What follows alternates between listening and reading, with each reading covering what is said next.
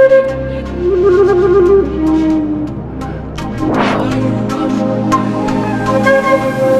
my queens and kings. Welcome to Pharaoh Tarot. This is Butterfly Williams, and I'll be serving up a moonwave reading for the full moon in Aries. Woohoo! Welcome, welcome, welcome. What we do here at Pharaoh Tarot is channel ancestral wisdom for contemporary times through tarot and oracle card readings. If anything I'm about to say resonates with you, please like, share, subscribe, and comment. It really helps out the channel. And if you'd like a personal reading, I am available for those. Please drop me an email at the address in the description box below. I'd love to hear from you. All right, let's get going. Hello, my queens and kings, to the moonwave reading for the full moon in Aries. This is a powerful, powerful reading, really deep, but you know, what else would you expect from the Hunter's moon? Let's get into it. The overall energy is the Nine of Brooms. The Nine of Wands traditionally means you're almost at the finish line, but oh my God, are you exhausted? You have fought so many battles. You're now the wounded warrior. You don't know if you can continue on, but you must, my friend, you must. You're almost at the end. Don't give up. Because why? There's going to be a glorious, glorious ending here. Judgment, resurrection, revitalization, rejuvenation, spiritual awakening, a wake-up call of the most divine sort. This is definitely cause for celebration. Your life is being renewed and you never even expected that it could be renewed. The power of prayer is very important here. The power of spiritual intention is very important here. The power of praise, praise of yourself, praise of the divine, praise of others, all of that is important. It helps to lift you up from the dead. And yet, the most innocent, the most innocuous tidbit of information could lead to this awakening. So be humble, be appreciative. Messages can come to you by any means at any time. Look for them. The Page of Swords is about finding out information in the most basic sorts of ways. Email, phone, social media. That one piece of information that changes everything could come to you from any source. And it's likely that this is going to happen at work or some other place where teams are really important. So any kind of after work or after school, activity that is organized and involves a group of people could be the source of this information that is going to change everything for you.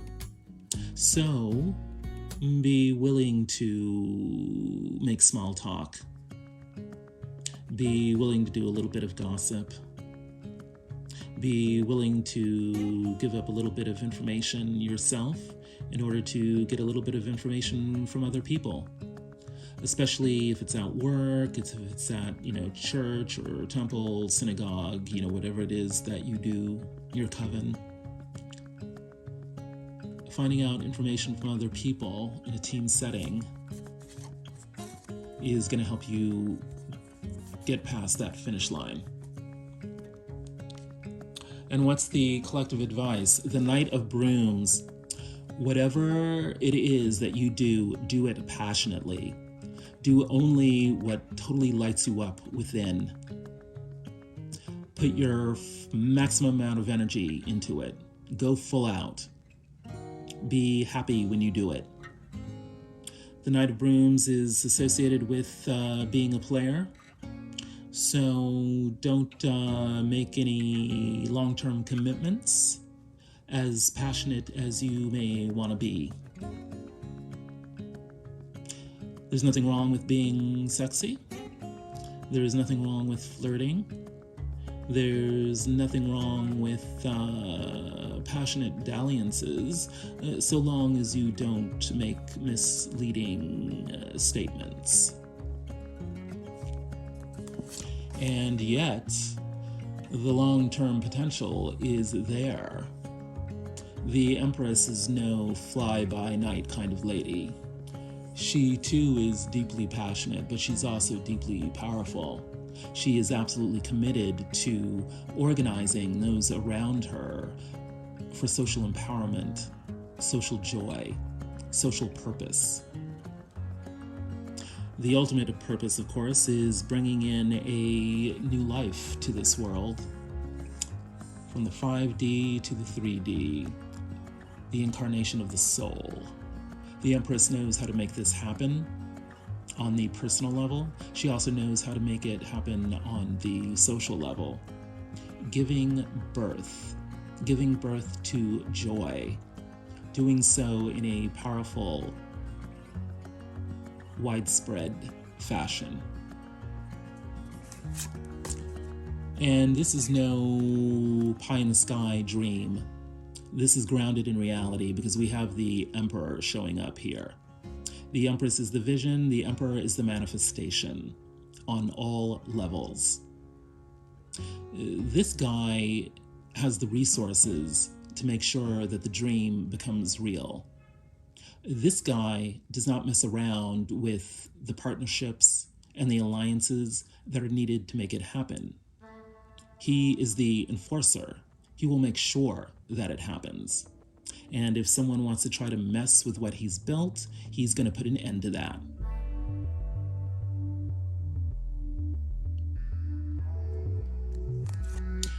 The Empress and the Emperor.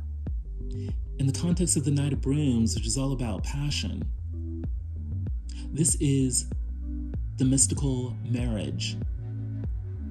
This is the ultimate power couple. This is the union of passion and depth that makes everything happen and makes everything worth it. So there's definitely elements of pursuing partnership, pursuing union, pursuing alliances, making sure that both the divine feminine and the divine masculine are represented, that both are equally nurtured and equally disciplined. These cards would not be showing up if it weren't possible for you to manifest them. And you're going to want to manifest them because the whole endpoint here is victory. Don't be afraid to step into the spotlight. Don't be afraid to demand your due. By all means, believe that you are worth the recognition, that you deserve validation for what you have contributed.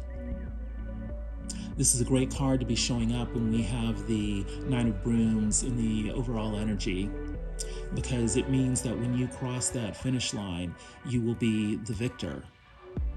You will cross first.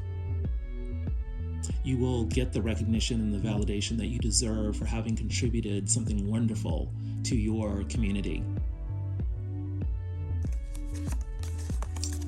You have every reason to be very, very passionate about what's going to be happening in this moonwave cycle. What's at the heart of the situation? The High Priestess. This is definitely some high voltage stuff that is happening this moonwave cycle. There is a need here to turn to your spiritual guides, your repository of divine wisdom. There's a situation of such magnitude here that it requires the most learned people who know the most about how spirit survives under the prevailing conditions. And this is reinforced by the King of Swords. So the spiritual advisors you're going to want to turn to are going to be professionals. They're going to know their stuff. They're going to be widely recognized experts, the best of the best. I love the way the King of Swords is depicted here in the Afro Tarot. This guy is styling. He is smart not only on the subject matter, but on the details of how that subject matter is to be presented. So there's the advice here to only trust those who have it all together on every single level. Like if the presentation is off, then there's probably something wrong with the subject matter as well. And then we have the bear showing up. This is a symbol of power. The bear can be overbearing, and that's the shadow side of it. But the good side of it means that we've got the juju here to make things happen. We can apply the spiritual knowledge in a professional way, to get the results that we really want. The bear, it can be very fierce, but the bear always gets what he or she wants. The bear can be overly protective. The bear can be extremely selective. The bear can be a little clumsy about barreling their way towards what they want, and yet they're going to get there by hook or by crook. All of these elements are things to be aware of when we're dealing with the situation. What's in the upper world here? What's the pressure? Well, we're feeling the need to retreat. The Four of Swords. This is active rest, relaxation, contemplation, meditation.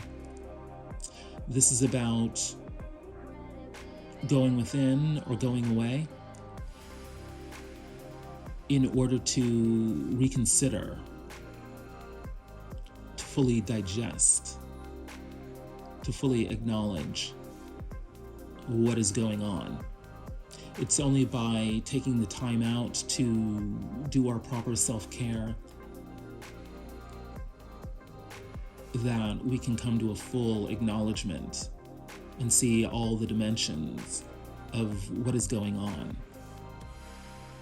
In the heat of the battle, we're too busy making snap decisions to protect ourselves. When we take ourselves out of the battle, we can think through all that has happened and come to some conclusions about what to do next. Rest provides the forum for dreams to bubble up, for feelings to make themselves known, for wisdom to become something that we can't deny. It does look like the situation at hand is very, very tough, maybe even life-threatening. In the Orisha Tarot, we have an spiritual initiate here wearing the mazo, which is this elaborate 3-strand chest harness here. It signifies protection by Obatala, the king of the Orishas, the Orisha of wisdom.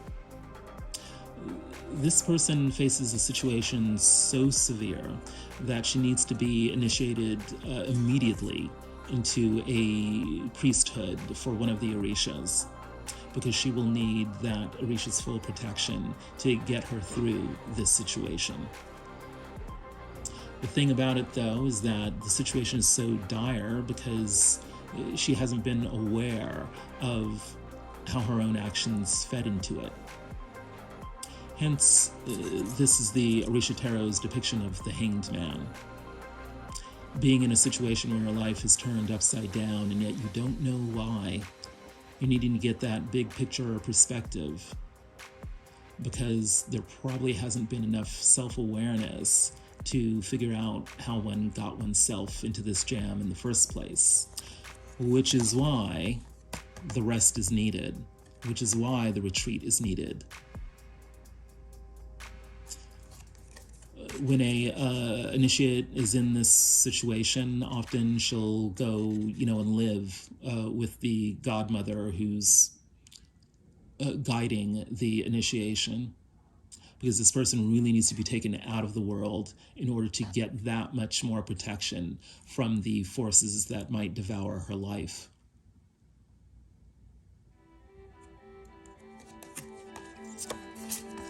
The Adinkra symbol is the Nea Onim, he who does not know, a symbol of lifelong learning. Yes, the humility to admit that we don't know everything is really key to this situation.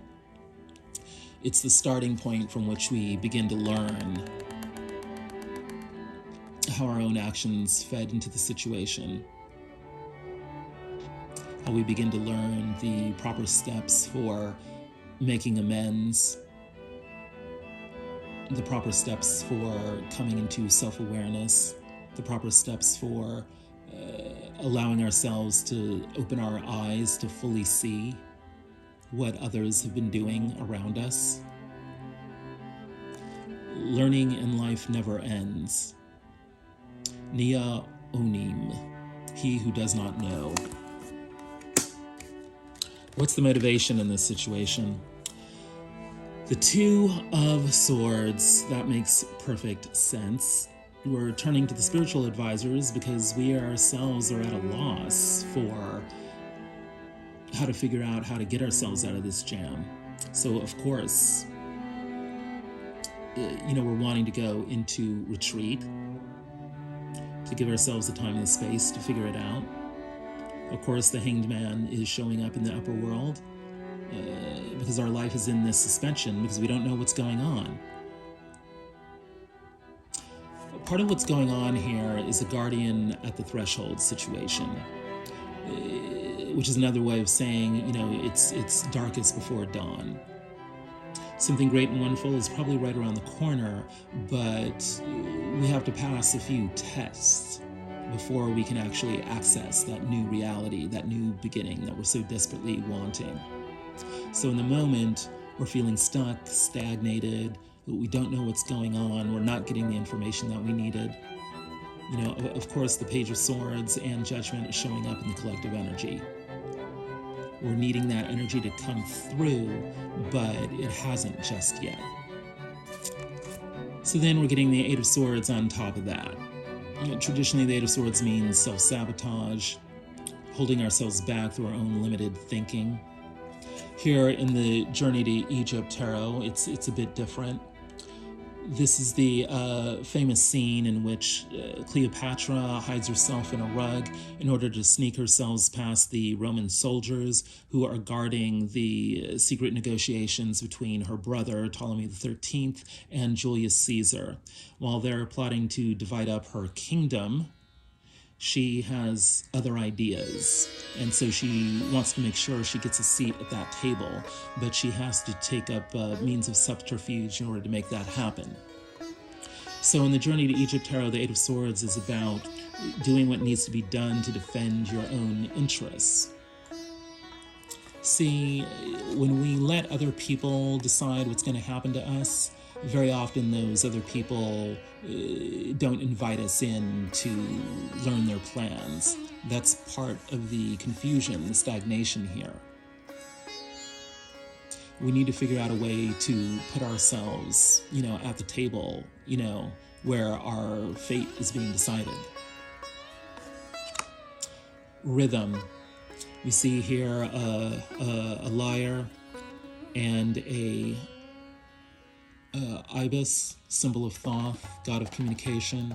We also see a rabbit, sign of fertility.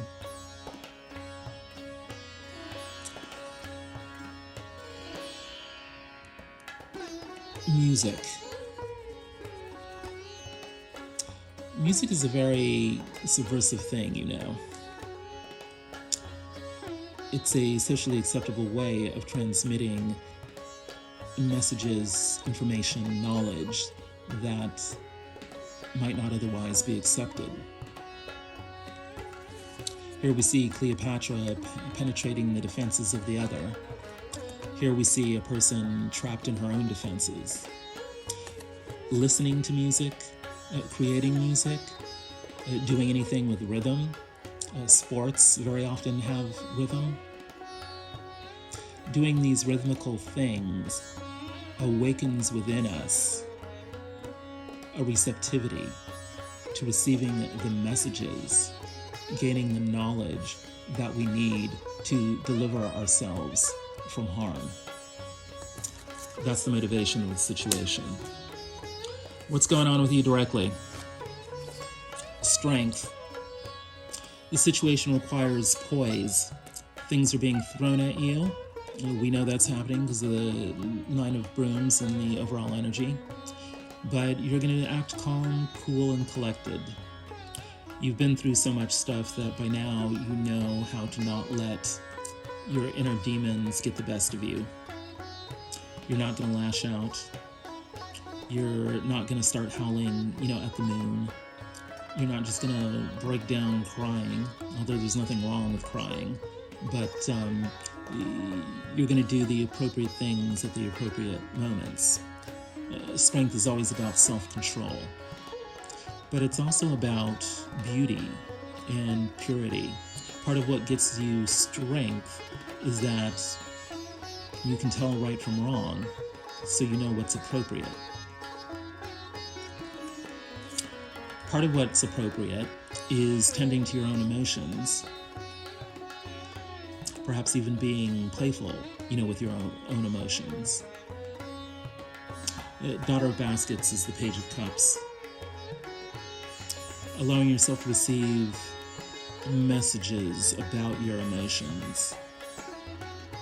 Allowing yourself to express your emotions, and perhaps even in an unlimited fashion. Which might cut against strength a little bit. But actually, expressing your emotions is a sign of strength. And there's something here, especially with you getting the Empress in your overall advice, you'll know how to unleash your emotions appropriately in a way that's actually effective for you. Issues surrounding your self-worth are limiting what you can achieve. Improve your self-esteem. Part of what's giving you some self-control here, while at the same time a new receptivity to your own emotions, is you're realizing that self-worth and self-esteem are major issues, for you. Things went down in the past that caused you to feel badly about yourself, but it slowly dawned on you that you don't need to feel bad about yourself anymore. That you are worthy of love and abundance and success. You are worthy of being recognized for what you have contributed. Pride in yourself, pride in what you have achieved, are the bedrock of self-esteem. Joy is the confirmation of your self-worth. Let's remember that as we move on to the rest of the reading. In your upper world, the Three of Brooms, waiting, ever so patiently, yet expectantly. What is it that you're waiting for? Love, money, your own self-esteem? There's something here about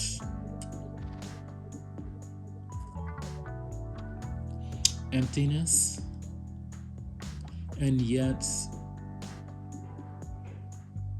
that emptiness can't be fully solved by waiting for something. Part of what makes this an active waiting is you filling the emptiness by your own devices, by your own means. And part of that is about recognizing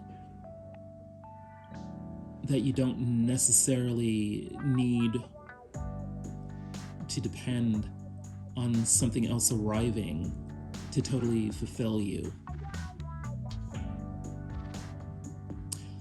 Waiting here is about wanting to move to the next level, and having the humility to realize that you can't achieve everything by yourself. So you're not waiting for a savior. You're waiting for the means by which to better your life. This is an important distinction to hang on to because you've been traumatized. This is the Ten of Swords. So this thing that you're waiting for could actually be, this situation. We want to make sure that we are expecting good things to happen to us, not bad things. So that's part of the active work, of waiting. Making sure that we're going to manifest the good stuff and not the bad stuff. And part of how we do that is by, letting go of the Ten of Swords fears, the anxieties that the betrayals will happen all over again, that we can't trust anyone. How do we let go? Sesheta, the ancient Egyptian goddess of creating and writing. You might want to look up scripting on Google. You might want to look up automatic writing. You might want to dust off your journal and really start processing. And every time, a fear comes up, we want to correct that with an affirmation that expresses its opposite, in the here and now. I fear abandonment. I am enjoying togetherness with my friends and family. There's something about the words, writing, letters, Scrabble, New York Times crosswords, anything that involves language is going to help you re-script your fears of betrayal so that you can wait for joy to show up in your life rather than the bad stuff. What's your motivation? Partnership, the Two of Cups, seeing eye to eye with those you love, with those you work with your friends, enjoying togetherness. This is what's motivating you. You're wanting union. You're wanting positive social experiences. You're wanting to be able to do things with other people in a way that's mutually enjoyable, but also productive and fulfilling. It would be nice to have some help to achieve your life goals. It would make life sweet. And here we have the Three of Wands showing up again.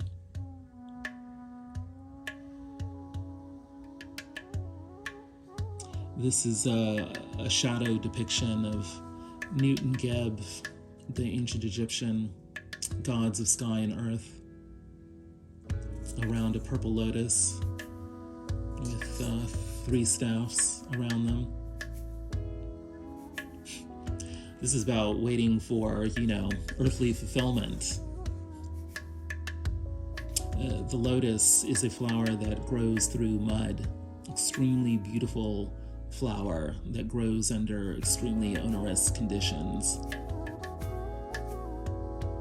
So we are waiting for the flower to bloom out of the shadows. And we're waiting for divine fulfillment from that process. There's a theme in this reading of the little and the grand. How the daily, earthly, practical, small thing opens a portal into the grand, divine, mystical fulfillment.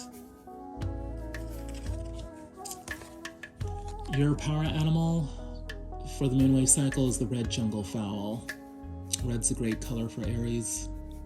Symbolizes faith. Rise and shine. The past is behind you. Reflect on the lessons you've learned and embrace your bright future. How perfect that is, given what's going on in your upper world. The past is behind you. Reflect on the lessons you've learned and embrace your bright future. I don't think anything more needs to be said about that. What's going on with the other? And let's remember that the other could be what you think of others, or it could be what others think of you. They've got death going on. So this is very, very powerful. Complete and total end to the old BS. The old situation is going to be gone. This is what the other is dealing with, hoping for, actually getting. Clarified by Dr. Grant in the Hoodoo Tarot, this is the Hermit. Dr. Grant was the ultimate herbalist. He knew all the secrets of the forest, knew its healing powers, and knew its poisons. So there's something about, the other retreating within in a very natural way, literally natural, that promotes this death process, getting rid of the old so that the new can come in. There's something about communing with nature, using its healing powers and harnessing its dangers to let go of what no longer serves us. It's interesting that the hermit here is not depicted with a lamp. In fact, there's an emphasis on the darkness of the forest. So there's something about natural knowledge, practical, hard-won knowledge of natural places, things, and cycles. That's where the illumination can be found. Again, it's the humble and the small and the dark, leads to the grander divine process. And also love, attraction. Your captivating energy makes you attractive. You wear confidence well. This other is something else. They have gone through it, are going through it, will go through it again. And because they're familiar and comfortable with the cycle, it gives this amazing confidence to them. And of course, the number one thing towards making oneself attractive is being confident. This is very earthy energy. It knows how to end things. And that clears up the space for new things to be attracted. What's in the upper world of the other? Well, they've got the pressure of the Hierophant. This person could be a guru, or they could be going to gurus, or they could be teaching or expecting you to be their guru. The Hierophant is the ultimate arbiter of wisdom in a traditional, practical sense. This person knows how organizations work. He knows what their rituals do. He knows how to perform the rituals, and he knows what their effects are. He has an audience. So there's the expectation here that someone is either seeing a guru or someone is becoming a guru. Hierophants are often elders in the community or highly successful professionals.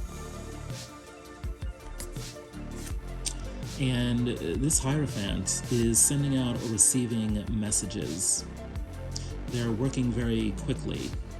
The amount of communication that is happening is almost overwhelming. These communications are coming from both far and near. So this Hierophant is not hidden. And even if he is remote, he's still connected because of all the messages that are going out. So social media could very well be involved here. Highly networked organizations could be involved here. There's definitely something about far and wide here. The desert, the sacred archetypal element of fire. what is this Hierophant doing, and what are these messages about? The desert tells us something about that. The sun represents the ultimate source. Warmth, fire, burning out the old, illuminating the new, being relentless, being always there.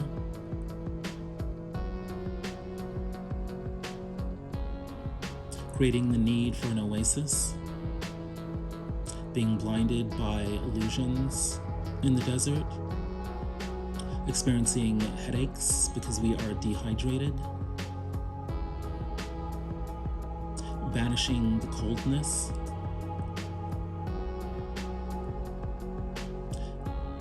sunrise, sunset, day after day after day, the rhythm of existence, providing the elements upon which all life depends, including plants, being the element that activates growth. All of these things are what these messages concern. There's a concern here with the rhythm of life and doing what's necessary to retain that rhythm and keep that rhythm going. That's why rhythm showed up in the motivation of the situation. There's an emphasis on illuminating things, warming things up, heating things up, getting things going. There's an emphasis on being the center of things, being the star.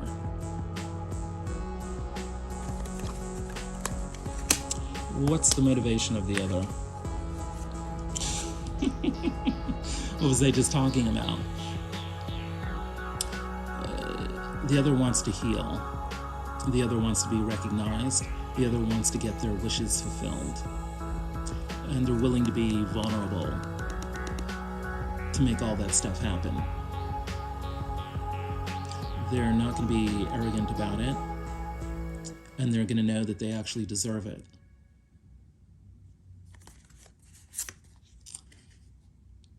Clarified by the Seven of Gourds, the Seven of Cups.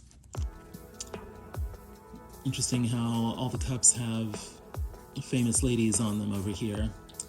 But then we have this dark, shadowy face over here. The options seem all glittering. But what's really going on in the hearts of all these famous ladies? And, why are we feeling like we're left in the dark? With all that communication coming from the Hierophant, it's creating a lot of options, but it's kind of confusing, and it's leaving us in the dark here. What choice is really going to get us healed? What choice is really going to get us the recognition that we need? Hearth. This card has been showing up a lot lately. You were born to be the head and not the tail. We need to make the choice that's going to lead to the hearth. The warmth of the family gathering.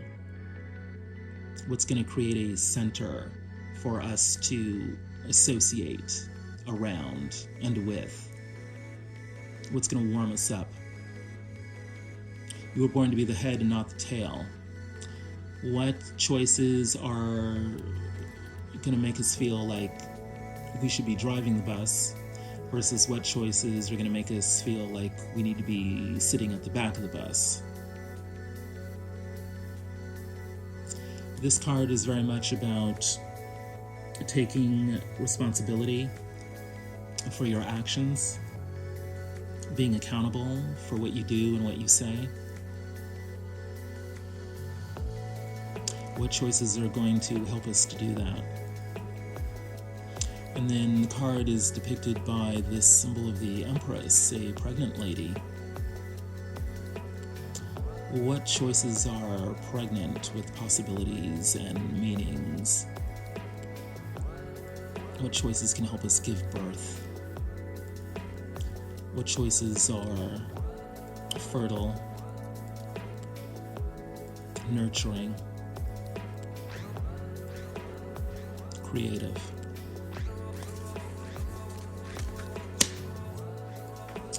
What is the outcome? The Four of Cups. Not the most exciting outcome, huh? There is the sense of being dissatisfied with the choices at hand. There's a sense that we're waiting for the perfect choice to make itself known. We deserve that Ace of Cups that the divine is planning for us, and we're not going to settle for anything less. And it's looking like we're actually going to get the clarity that will help us decide which offers are worth taking and which offers aren't. There was all that confusion, in the motivation of the other. And there's something about, that Hierophant that we're going to be dealing with, or that we are striving to become. Their messages are going to lead us to this epiphany, this bright new way of thinking that allows us to make the right choice. It'll give us the strength, to hold out from making a bad choice, and convinces us that we deserve, the best choice, the choice that the divine is trying to bring into our lives. But yeah, clarity. Find joy in the journey. Yeah, we really do want that Ace of Cups overflowing with joy and love and comfort and support and abundance. Finding joy in the journey. Part of what the clarity is here is that if the choice is not going to bring us joy, then it's not the choice to make. We need to make choices that give us joy. We need to convince ourselves that we deserve joy, and we're not going to put it off till we cross the finish line. We're not going to put it off till tomorrow. We're going to have joy right now. That's what gives us clarity and power. Because, yeah, we've really been through it. The Ten of Swords is showing up again in the upper world of the outcome. But this is the past. It's a 10, which means it's at the end of the journey. And now we look back and we can fully recognize everything that happened to us. This is why we're in retreat mode. It was awful. But we're the Empress, and we know we're the Empress because the Empress showed up in the advice. This is something we can be. In the Orisha Tarot, it depicts a godmother with her initiate and a hen with her eggs, in the background. This about knowing what the cycle of life is, knowing that the Empress has a certain role to play and her subjects have a certain role to play. Part of the betrayal of the past, all the backstabbing, had to do with people in authority, teachers, politicians, bosses. We're not transmitting the knowledge properly. We're not treating those underneath them properly. There was ego-driven abuses that happened. You've been through all that. And that's part of why you're going to make an awesome teacher. You're going to make an awesome godmother. You're going to make an awesome leader. Because you were treated badly, you're going to make sure that the people you lead are never treated that way. And the key to that, keep setting healthy boundaries. When we don't put boundaries on our egos, when we don't put boundaries on how others are allowed to treat us, that's when we wind up feeling like a Ten of Swords. Boundaries are the key to sanity, the key to healthy relationships. Don't do things you wouldn't want others to do to you. And don't let others do things to you that you don't want done. What's the motivation? The Three of Swords, heartbreak, total emotional devastation. This is what went on in the past. And yet, death. It could have been that someone close to us died and that's devastated us. But for most of you, it will simply be a complete and total change of life that X's out the heartbreak energy. A healing that comes from a complete change of scene, a complete change of life, a new partner, a new job, a new house. Something major is going to happen that cures the heartbreak. I love the journey to Egypt Tarot. The artist here writes in the book that she had a dream in which she became the daughter of Hatshepsut. And here the way it's depicted, you can see in the background Hatshepsut's mortuary temple, a huge colonnade lit up at night. And then there's the golden sarcophagus and the daughter of Hatshepsut. There's Hatshepsut was the very powerful female pharaoh back in ancient Egyptian times. There's something here about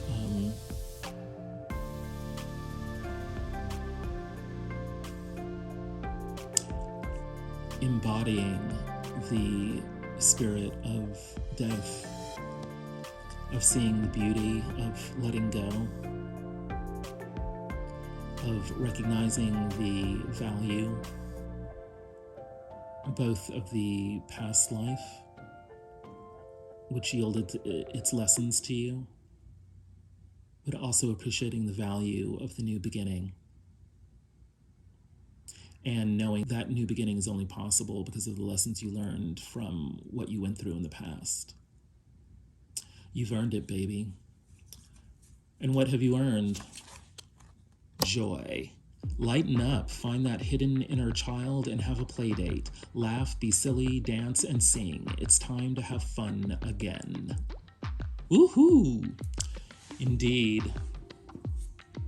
What we're finding out here is that your power is your joy. You know, by clearing out all this hideous stuff, you will find that you've created space for a garden in which you can plant the most beautiful, wonderful, intelligent, and powerful things. A garden in which your joy can finally sprout. That is another double card here.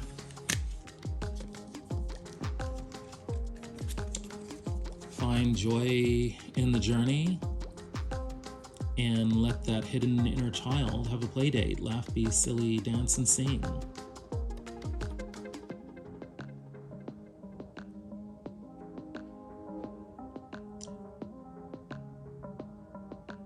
Let's end with all the double cards here.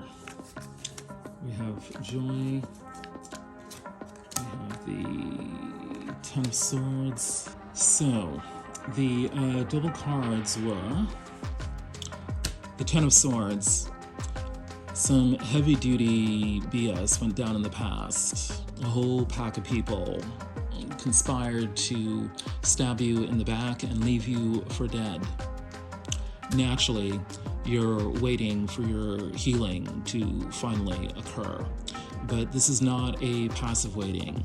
This is an active awaiting in which you are bringing your full self to the table. Because what you're waiting for is not a savior.